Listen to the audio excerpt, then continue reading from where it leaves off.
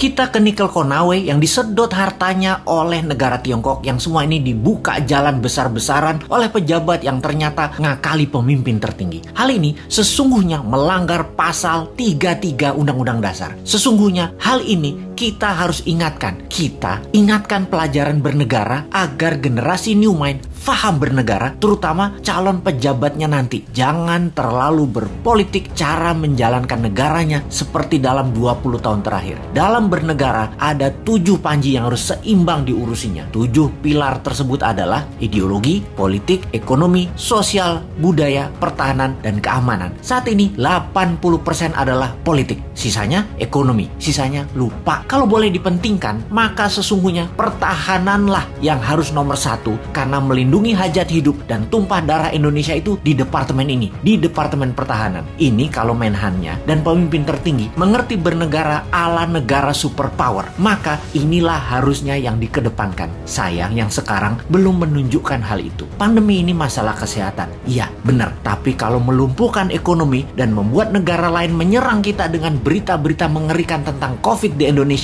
dan pemerintah saat ini tidak mengcounternya, ini menunjukkan lemahnya hubungan internasional dan pertahanan luar negeri Indonesia. Tidak ada counter propaganda di luar negerinya. Berita Indonesia demikian parahnya di luar negeri. Seakan pandemi di Indonesia itu paling parah, lebih parah dari India yang memapar hampir 30% manusia di India. Sementara di Indonesia itu hanya 10%-nya India, tapi citranya di luar negeri lebih parah. Itu saja contoh bagaimana bernegara Indonesia itu jago kandang. Dan ini berbahaya. Itu nanti oleh New Mind tidak boleh terjadi lagi. Represif menekan itu jangan ke rakyat, tapi negara lain yang merugikan kita itu yang ditekan. Kembali ke negara berdaulat dan pejabatnya faham bernegara. Maka setiap langkah harus menguntungkan masyarakat adalah wajib, serta melindungi tumpah darah Indonesia itu adalah wajib. Lalu kita semua tahu apa yang namanya nation interest. Setiap negara punya tujuan bernegaranya. Demikian juga negara besar seperti Tiongkok. Negara ini mau menantang Amerika sebagai New World Order, sebagai sheriffnya dunia. Di kampanyenya mereka selalu manis, tidak mau perang tapi maunya dagang. Dan ternyata dagangnya selalu menguntungkan Tiongkok lebih banyak dan mengambil bahan baku negara lain. Tetapi propagandanya manis, Tiongkok mau bantu, Tiongkok bantu. Sungguh, kalau negara mau menjadi negara superpower, maka negara tersebut harus ada yang didominasi. Makanya Tiongkok yang telah mendominasi perdagangan dunia, mendominasi distribusi dunia, mendominasi produk murah, mau mendominasi energi yang namanya baterai.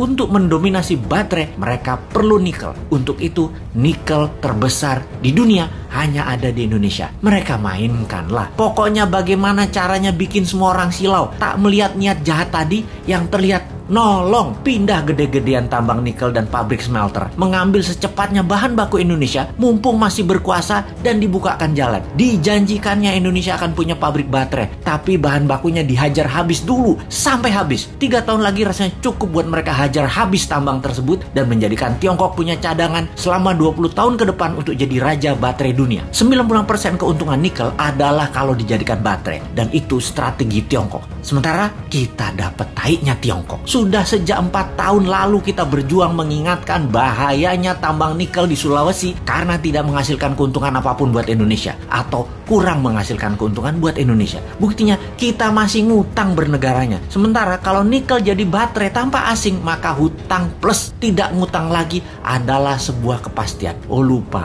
doktrin di kepala para pejabat Indonesia saat ini kan Indonesia tidak mampu berdiri sendiri tanpa asing. Wahai pejabat, realistiklah. Kalau nikel tambangnya membuat kita kaya, saat ini kita nggak ngutang lagi sekarang. Tetapi mengapa masih ngutang? Mengapa masih naikin pajak? Pejabat tertinggi, sadarlah. Pejabat-pejabat tadi berlindung di balik kebaikan Anda. Namun sesungguhnya kebijakan mereka membahayakan Indonesia, anak cucu Anda, dan anak cucu kita.